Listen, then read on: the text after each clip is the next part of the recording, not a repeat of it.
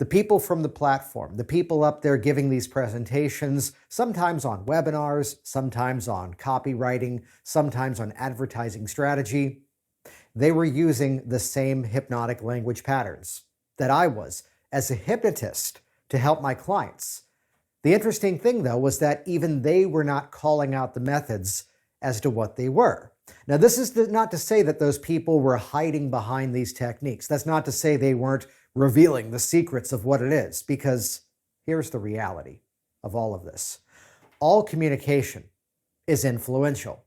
All communication is persuasive. So, as I always say, if you're going to be influencing and persuading, no matter what you do, you might as well do it effectively, and you might as well do it ethically. You know your business can change people's lives, but you don't yet have the right words to inspire them to take action. Imagine the changes you will create in your business as you tap into the secrets of ethical influence and positive persuasion to not only better serve your clients, but also to supercharge your financial freedom. I'm your host, Jason Linett, and welcome to the Hypnotic Language Hacks podcast. I help entrepreneurs and business owners just like you to close more premium sales. And no, this isn't about tricking or manipulating people, not at all. It's about helping your prospects to appropriately sell themselves into your products or services. Please hit subscribe and get all the episodes now at jasonlinett.com.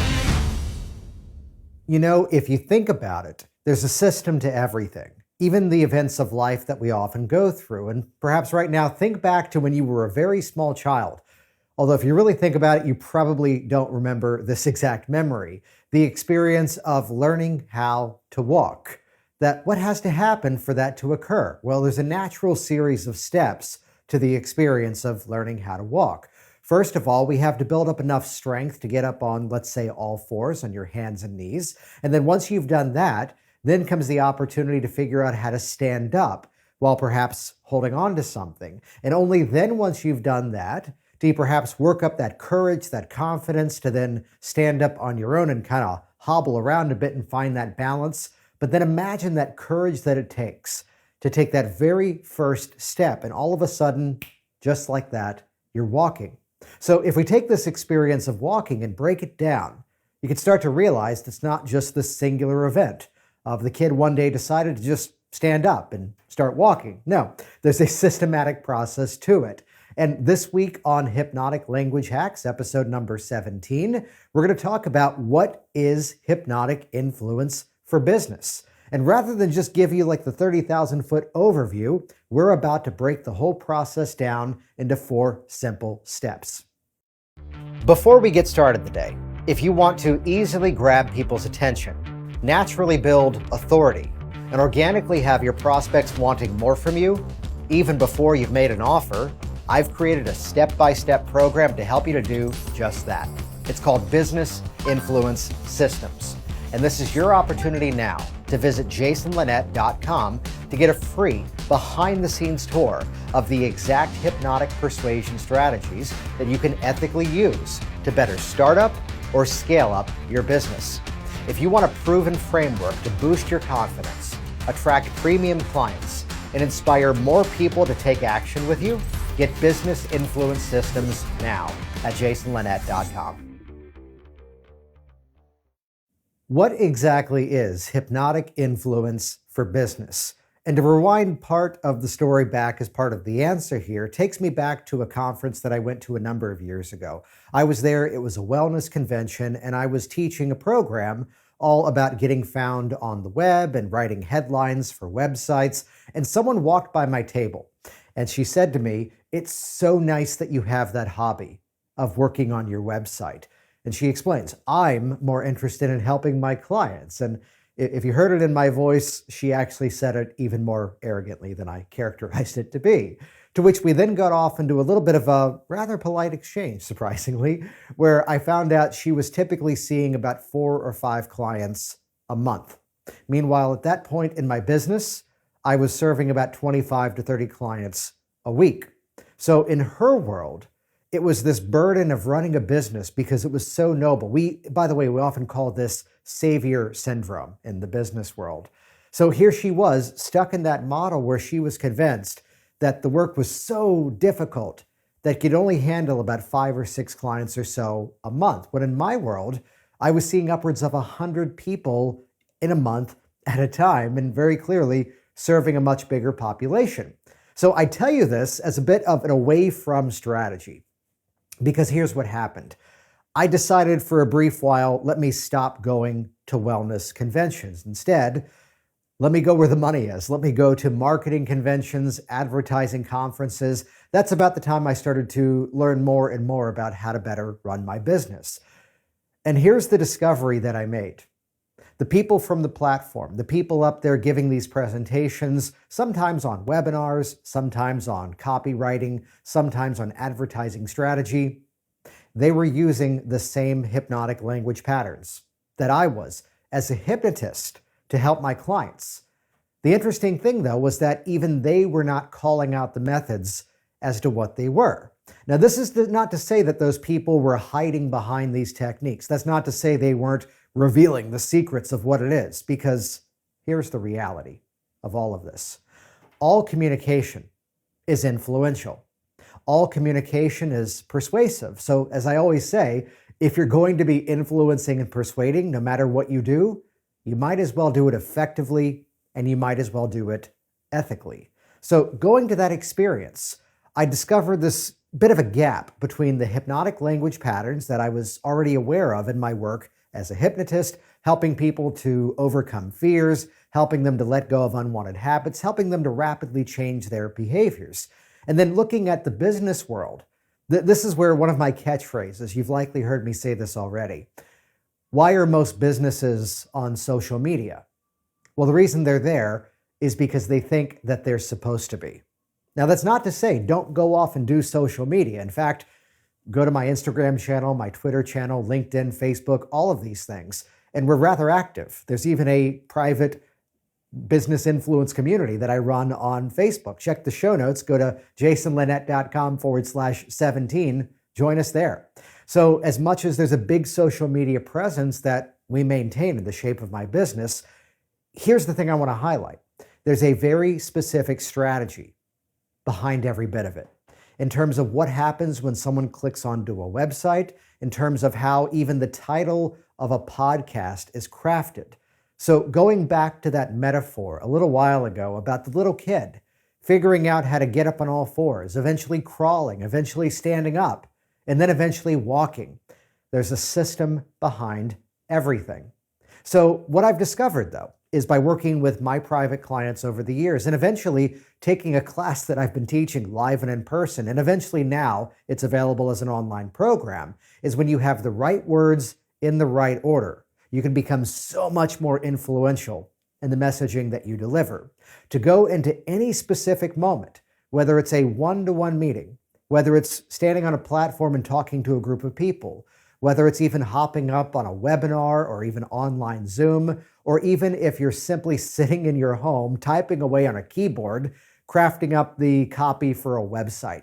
When you have a system behind the influential elements that are going to be there no matter what, but now, again, to do them effectively and ethically, think about the changes that can create in your business. So let me take this as a quick moment to kind of break down the process of hypnotic influence for business, which my goal here today is, in the short amount of time we've got together, is to give you that framework in terms of how to think through this process. Because it's not just about having the right words at the right time. Though if you've been listening to this podcast already, you already know that sometimes it is about having the right words at the right time. But it's instead by looking at this entire framework of communication.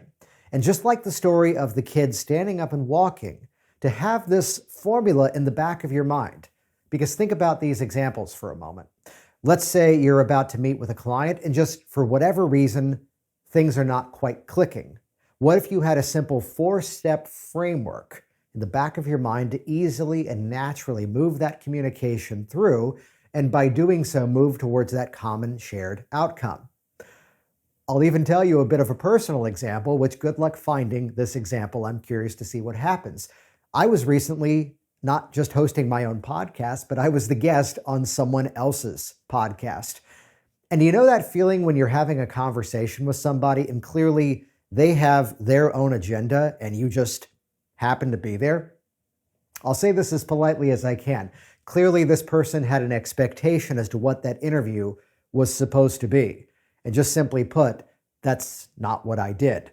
And I was very polite and very responsive, yet I found a moment to respectfully interrupt whatever level of rapport seemingly was there, backtrack through these 4 steps, and then suddenly the conversation took off, and I've been invited to come back on the program once again. Whether I actually do that or not, time will tell. Good luck again guessing which one that was. So here are the 4 steps of this. And if you want to see these in big, bold letters, again, the show notes for this week's episode of Hypnotic Language Hacks, head over to jasonlinett.com. My last name is spelled with 1 N, 2 T's, no extra letters at the end, just 6 letters. jasonlinett.com/17. That'll bring you to the show notes. Let me give you the 4 bullet points first, then we'll spend some time here breaking the process down. The first phase of the process is not about, again, knowing the right words at the right time. The first phase is what we call emotional intelligence, the ability to have what we call state management. Because think about that example where the podcast guest appearance was horribly derailing. I could have matched his tone. We could have then turned into, not that I typically go here, but we could have turned into a shouting match and no one would have won. So that ability to maintain the state of mind, the emotional mind connection of confidence, of authority, yet also throw in a dash of assertiveness. So this way I had that unshakable confidence. This way I held my ground and simply held on to who I was, what I offer, and what value in that moment. Rather than get angry at that one person, I focused on his audience. Because in that moment, by shifting that focus, I maintained that level of control, which to go back and listen to that episode, again, if it ever actually airs, to go back and listen to it now, he's the one who's getting off course. I'm the one who's now appropriately holding court. So phase 1 is that emotional intelligence. And stick around because we're going to talk through some of the principles, and I'll even give you a few strategies you can make use of even in this episode here this week. The second phase of hypnotic influence for business is that of what we call calibration. So it begins with self. It begins with that element as to who you are, how you carry yourself, and how you communicate in terms of that internal dialogue. So once we've done that, realize with business, we've got to connect with other people, right? So the second phase of calibration is then that ability to create a dynamic sense of rapport, which let me branch off on rapport for a quick moment here. If this was like the late 1980s, early 1990s, there was this kind of popularization of a bastardization of rapport, where somehow we were taught that if I sit like you, you're going to like me. If I somehow use your words, that's going to trick your mind into connecting with me, and therefore you're going to buy from me. Well, that's kind of overstayed its welcome. And we've all been on the receiving end of a sales process that was not congruent, just not comfortable, and we found every polite reason to say, please go away and never talk to me again. So we don't want to do that in our business. So this is the importance of calibration. How do we create that dynamic, flexible, living and breathing quality of rapport? Because here's the mindset. Rapport is not an event. Rapport is a process. There's peaks, there's valleys to it. I always give the reference of a good concert. If you go to the concert, not every single song sounds exactly the same. Not every song is in the same key or the same tempo or the same style. A good concert is going to have texture, just like a story. A good presentation, a good movie has peaks and valleys in terms of how it plays out. Now, also, inside of calibration, in terms of our ability to create that connection with others, now we start to dip our toes into the language structure in terms of what we say, how we say it, and what effects it may have. Now, take note, this is even before we get into the specifics of words and patterns, because step 2 of calibration is really more so about opening up that sensory awareness, opening up that sensory acuity, so that now you have that superpower strength of active listening. Because again, let's go back to that rather unfortunate podcast experience, which this could have been anything as well. That was a person who just wasn't listening. The most powerful, influential language, the most powerful, influential experience you could ever make use of is that of someone else's words, someone else's model of the world, which a few weeks later, we're going to have a podcast appearance by Scott Sandland talking about artificial intelligence. Stay tuned. I think that's going to be like episode number 20, a couple of weeks out from now. And I'm sure we're going to get into the dialogue there about the value of just simply pacing, listening, feeding back the information that's there. And as it is, just simply asking the right questions at the right time. This is how we find out what someone else's buying strategy might be. This is where we find out what their values, what the nuts and bolts of what they're looking for perhaps ought to be. Because I'll give you a specific example of this. I was recently on a sales call with somebody. This person was already inside of Business Influence Systems. That's my program where I teach even in more detail these 4 steps and all the nuances, all the applications, and further stuff I'll mention here in a moment. And they were looking at my private consulting. Now, at the end of the day, I could have let that person hire me for that bigger accelerator program and then guided them through what that process is. Yet really, they were much further along in their business journey than most people are who would come to me, to which I simply made the offer. Rather than go into this big program, let's do this. Let's schedule this many sessions and kind of an a la carte rate. I'll point you to some of the resources that I would recommend. This way, rather than investing all of that money with me, which you're more than welcome to, instead, let me give you the places where you should be looking and what tools you should be making use of. This person already had a course that was already filmed, already produced, already selling, just wanted to kind of level things up. So this is where the ethics of hypnotic influence come into place. Because by actively listening, by truly engaging in that dialogue and absorbing what they're saying, I'm drawing that connection as to whether or not my service is a match for them, or as it was here, to give them really 1/3 of that bigger program that I offer, making use of Business Influence Systems, which they already had, and then simply point to a few resources along the way with a polite, if you need further help, then that's always an option. But I think this might get you there faster.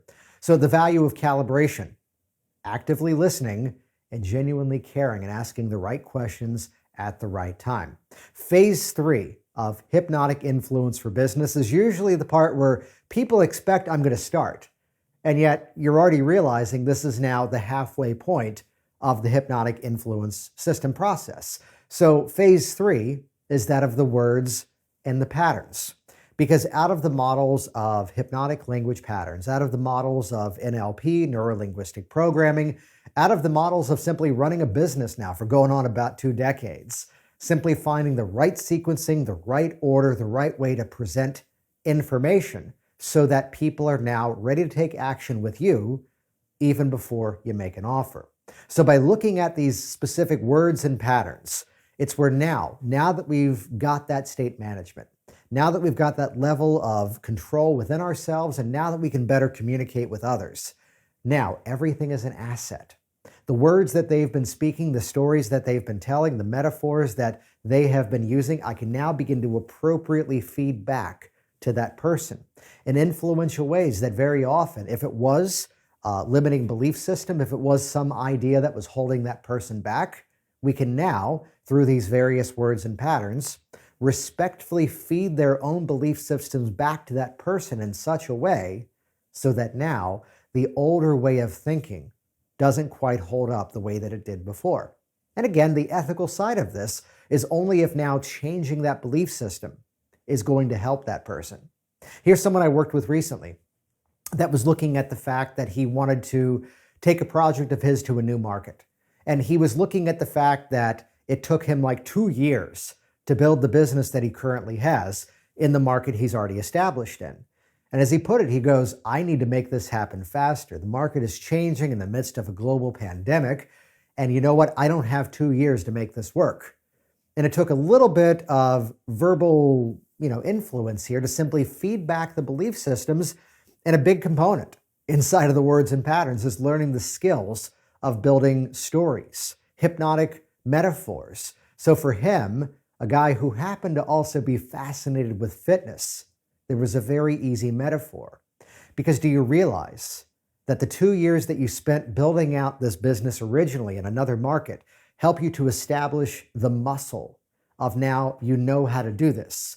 This is a heavy weight of having a business that now you know how to lift. So now as you're about to go into another market, you've already got the strength, you've already got the knowledge. And even in terms of specifics, you've already got the campaigns, the sequences, and all that has to happen now is change out a few headlines, change out a few offers. The basic framework of the muscular nature of this thing can remain. We just simply need to pivot that now to another audience. And I'll tell you, this story is actually only about 3 months old now, and he's already seeing outstanding results in that new world. So the value of persuasive language patterns that simply help to create new ideas, new understandings, new perceptions of the world. And again, we're always going to go back to ethics here. Now that I've done that calibration, I know when and where it's appropriate to put that stuff to use. So just to backtrack so far, to recap, phase 1, emotional intelligence, which, stick around, I'm going to give you a strategy for each and every one of these steps. Phase 2, calibration, which is simply that of creating that rapport, asking the right questions at the right time, creating those valuable connections. Then we're off to phase 3, which is the words and the patterns, where now that we've got that, I want to say calibratory, but I know that's not a word. Now that we've got that calibration taken care of, now we can start to feed back those words and patterns in such a way to create new understandings, new belief systems to start to satisfy objections even before they arise. And now the icing on the cake of all of this is that of specific hypnotic language applications.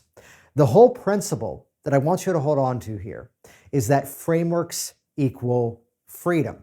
So again, back to that example of you're sitting on your laptop and you're trying to come up with a blog post or some information on a website. You've turned on the camera. This may surprise you.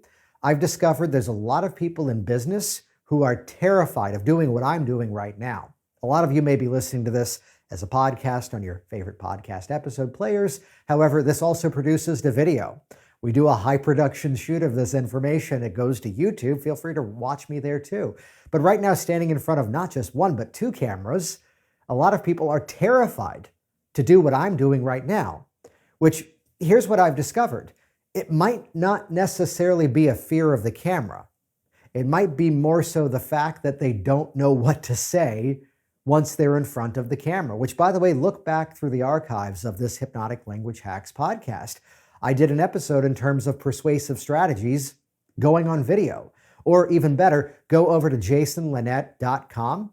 At the top of the page, click the button for Business Influence Systems, the program that I've referenced here a few times, because on that page is an on-demand video presentation that actually just teaches you my video influence system, a simple 7-step process that every time you turn on the camera, you can use this as a template, as a formula to deliver your best information in such a way that people are ready to take action with you. That's yours free by going over to that website.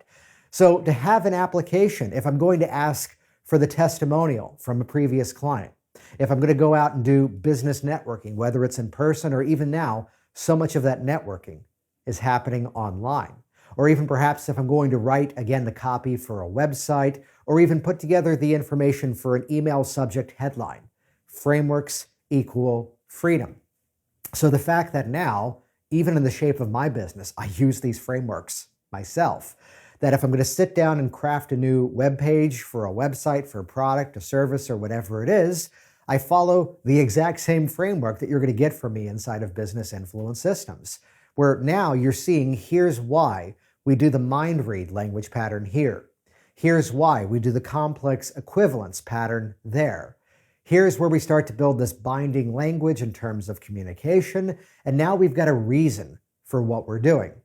The metaphor behind all of this is, think back to the public speaker who's up there and they're pacing from one side of the stage to the other. And it's not necessarily that they're uncomfortable up there. It's instead that they don't yet know where they should stand and why. And as soon as that person has a specific reason, it has a really cool intended effect here. Option number 1 is that as if somehow through their language and their gestures, Think about this. This is a principle I teach in the program. The ability to almost energetically charge an area of the stage as a positive resource area, and to almost energetically charge another area of the stage, the platform, with a negative energy, which even think in terms of online Zoom, if you're leaning to one side versus the other, but to put meaning behind it, to which now you could perhaps talk about the competitors and what would happen if the person doesn't take action with your service from that negative charged energetic space. And then talk about your solution, your product, from that positive solution place. Now, for those of you just listening to me, I want you to hear the air quotations massively loud right now. Because in theory, there were the air quotes, in theory, by now standing in those specific areas, you can influence even more of those people to take action in the direction you want and to avoid inaction away from the directions you don't want. In theory, there's those big air quotes. However, here's the unintended side effect. For you, the person putting these strategies to use, frameworks equal freedom. Now there you are operating from a place of congruency, confidence, you're working with intention, and by doing so, check this out. By doing so, the benefit now becomes you are now delivering your information from an even more influential delivery. Back to the entire system here. You've got that emotional intelligence, you're calibrating with the audience even better, and that alone is going to boost your confidence and help you to sell, present, and give value in even better ways. So do you see there's two outcomes of that reality? So to look at this entire system now, in terms of hypnotic influence for business, again, we begin with you, with that emotional intelligence. Let's build that unstoppable, unshakable, unflappable confidence to hold your ground and even access the appropriate emotions. I got to tell a quick story here. And this story is actually a story of a friend of mine who, this goes back to the 1990s, and he goes, I'm watching this public speaker, and the guy began talking about finance, as this presentation was, and he goes, I bet he's going to be one of those tie loosener guys. And what do you mean by that? One of those tie loosener guys. He goes, well, it was kind of a routine a lot of people did in the 90s, where they got so emotionally frustrated with the concept they were teaching or even the audience, and then they had that moment rehearsed to unbutton the top button of their shirt, loosen the tie, and sit down, even like the, I'm flashing to the TV show Head of the Class from the 80s or 90s. Even Welcome Back, Kotter, they did this bit. They did this on Saved by the Bell. Do you see the TV shows I'm now referencing? Where the guy turns the chair around and sits backwards on it. I think, in fact, in the reboot of Saved by the Bell, they do that in one of the commercials, and the kid makes fun of them. Oh, are you doing the sitting backwards in the chair to identify with me routine? I think is the moment. So my friend completely predicted this guy was going to do the feigned frustration, loosen the tie, let me just break this down for you kind of delivery. And he goes, and the guy did that. However, unfortunately, or fortunately for our story here, the man was not a good actor. So what if, not to say don't do that, because there might be a reason to do that, I can think of a time recently that I saw a speaker who went to this emotional story and yet fake cried, which I'm not to say don't ever show real emotion in a presentation. It's to say if you are, let it be genuine. That's what you're going to gain with emotional intelligence. So take a moment right now. Let's give you a strategy here. And just, if your eyes are open, if your eyes are closed, it's entirely up to you. But just take this moment and let your focus kind of be out there in front of you, especially if you're driving a car. You'll continue to listen safely here. And just connect with a moment where you felt really confident. Connect with a moment where you felt really sure of yourself. And just allow your imagination to kind of go back in time and remember some of what you saw, some of what you felt, some of what you heard. Even perhaps if this was there, some of the things people around you were saying. And notice right now, just simply by bringing your memory back to that specific experience, notice there's a bit of a changing physiological thing going on in your body. Simply by activating the memory, you can bring yourself back into that same physiological state. That's just like a 20 or 30 second preview here inside of Business Influence Systems. I'm going to give you a much more robust strategy to do that on demand, and even better, activate it on purpose. In terms of calibration, you might be familiar with some of the older principles of rapport. that of mirroring and matching, that if I sit like you, if I use your words, that may be helpful. And yes, I did a TED Talk on this a number of years ago. Head over to the blog posts over at jasonlinett.com. You'll actually see a link to that exact presentation called Rethinking Rapport. So we can do all of that. However, here is a really cool strategy to build rapport and a natural sense of affinity even faster. Whenever you meet someone new, go inside of your own thoughts and ask yourself a rather interesting question. Who do I already know that this person reminds me of that I really, really like? And I'll tell you, I do this all the time. Back before everything kind of changed pre-COVID 2019 and all of this, what happened was I was teaching a class that I had 18 people in the room. And if you really drilled me on that event, I could tell you right now for each and every person who they reminded me of that I like. And the whole thing was I was using that borrowed affinity. I was projecting the rapport that I had on someone else on someone new. And my students, my clients all consistently say the same thing to me. It's as if I've known you for most of my life. Now, take note, we use technology to make that happen even faster. This is where the applications are going to come in later. Because when someone's already interacting with you on video or reading your copy or listening to you on a podcast, this is where they're building rapport with you in advance. And then you get to join that conversation later on. So an easy hack, hypnotic language hacks we're delivering here. An easy hack for rapport is to project the rapport that you have for someone else on this new person. And by doing so, we speed up that time of that connection. If you're one of those people who keeps saying to yourself, it takes me a long time to warm up to new people, realize that's only going to be true as long as you keep saying that garbage to yourself. Use that borrowed affinity, project that on somebody new. In terms of phase three, as you'll remember, is words and patterns. Keep in mind, we did a whole episode on this a while ago. Cause and effect for business influence. Most influential language are these cause and effect relationships. The sort of leveled up version of cause and effect language is what we call a complex equivalence. So the fact that you're still listening to this week's podcast episode clearly means that you are someone who is passionate about adding even better communication to your business to increase your sales and help your clients even more, right? And right there was the complex equivalence pattern.